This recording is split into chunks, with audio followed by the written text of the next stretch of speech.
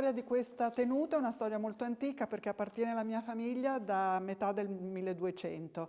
La mia famiglia discende direttamente dai da Carrara, che erano i signori di Padova e che hanno governato Padova e il Veneto per quasi 100 anni. Nel 1405 Venezia sconfigge i Padovani definitivamente e confisca tutti i beni dei Padovani, tra cui anche Frassanelle, per cui uno si chiede ma come mai Frassanelle è ancora nelle mani della mia famiglia?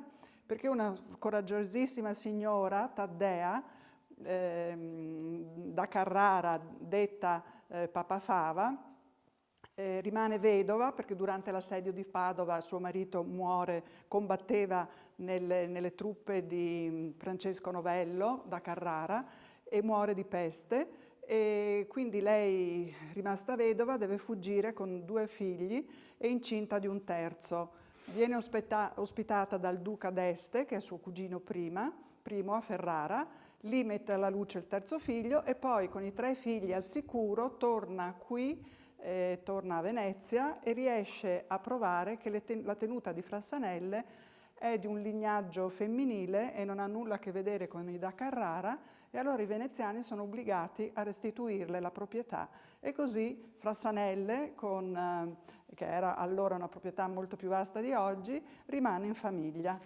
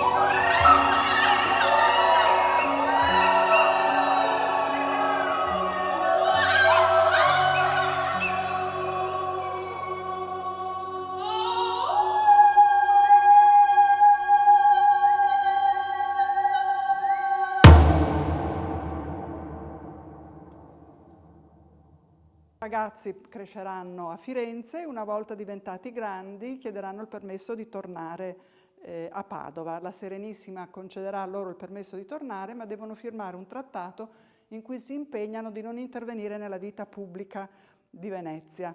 E inoltre si impegnano ad assumere il soprannome, erano detti i Papa Fava, come un cognome e abbandonare completamente da Carrara. Quindi fino alla caduta di Venezia la famiglia assume il nome di Papa Fava ed è quello che io porto ancora, però con la caduta di Venezia gli viene aggiunto di nuovo i Carraresi. Difatti mi chiamo Francesca Papa Fava Antonini dei Carraresi.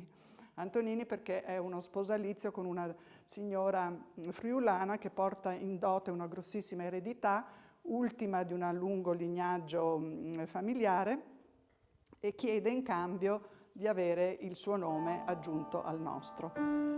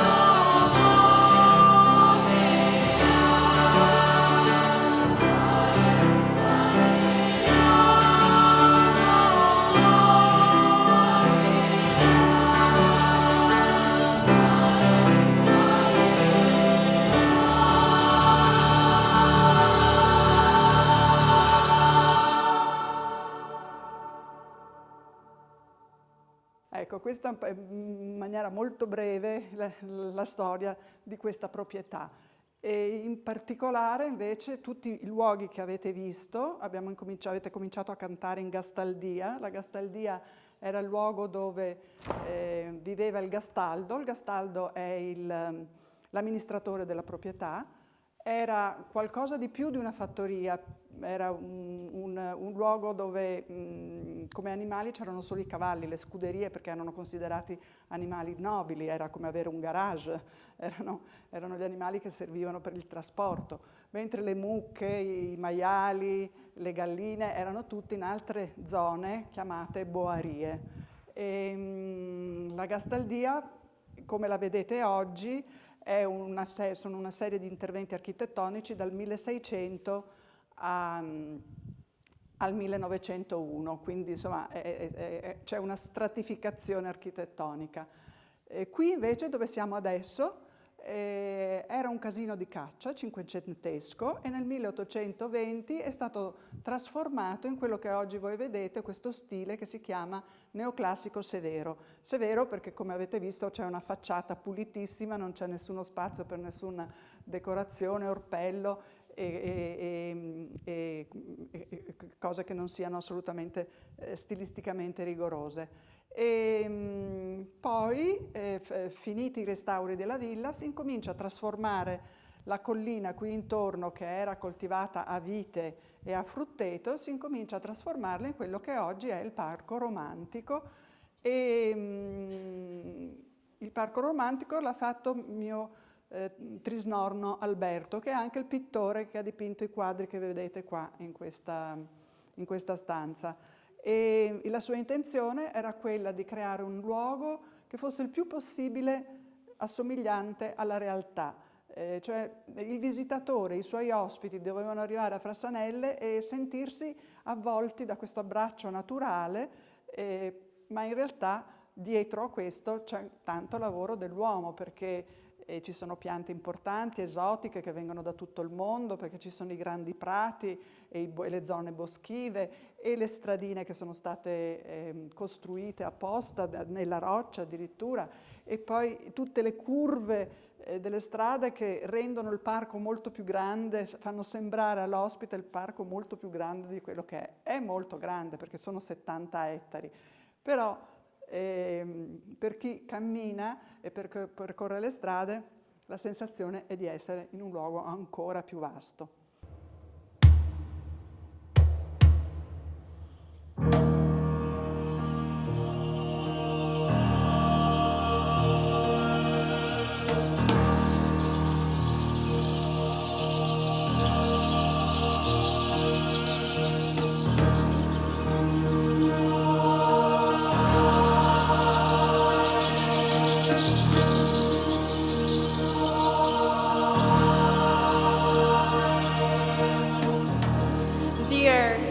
Our mother.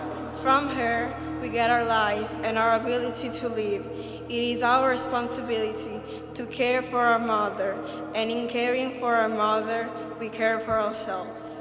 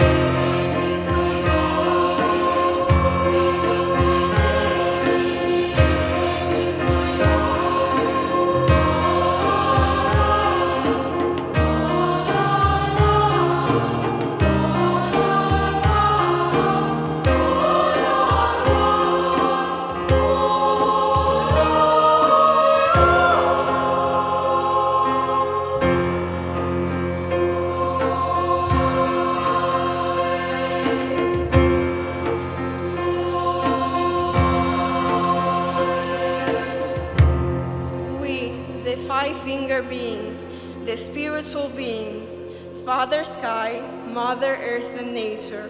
We are all relative. We cannot leave our relatives behind.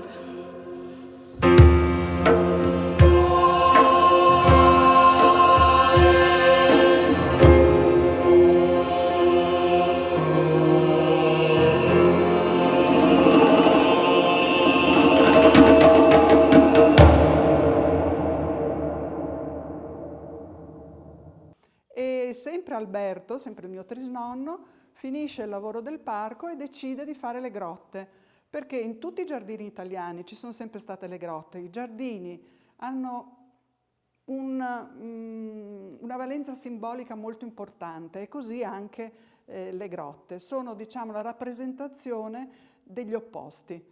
Il giardino è tutto ciò che si vede, tutto ciò che si conosce, è la luce e il sole. Le grotte è ciò che non si conosce, ciò che non si vede, è l'inconscio, è la paura. Il giardino è la gioia, la grotta è tutta la parte dei nostri sentimenti che ci fanno soffrire, mentre il giardino è tutto quello che rappresenta la felicità.